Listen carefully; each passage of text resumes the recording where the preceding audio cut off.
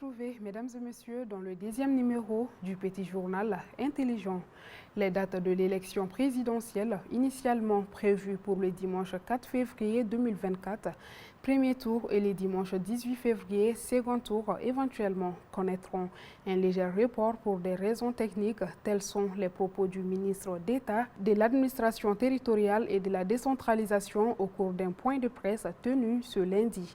Au sein de son département, l'une des raisons évoquées par le ministre est la gestion de la prise en otage de la base de données du recensement administratif à vocation d'état civil, RAVEC, par le prestataire IDEMIA, une société française.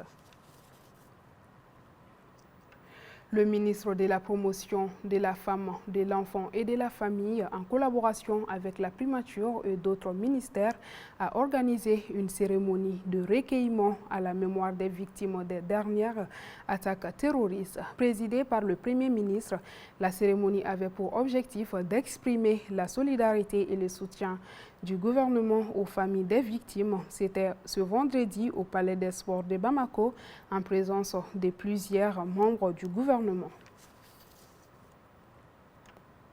Le Niger interdit son espace aérien aux avions français.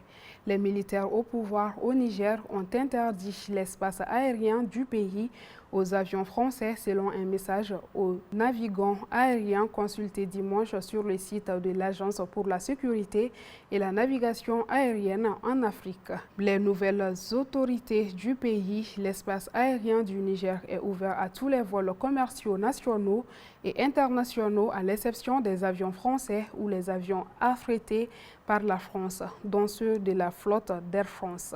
L'espace aérien reste fermé pour tous les vols militaires opérationnels et vols spéciaux, sauf autorisation spéciale des autorités, poursuit le message sur le site de l'ASECNA.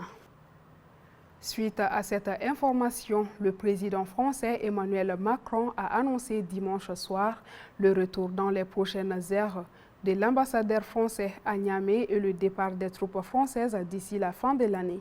Selon lui, les 1500 militaires français partiraient dans les semaines et les mois qui viennent et que le retrait serait totalement achevé d'ici la fin de l'année.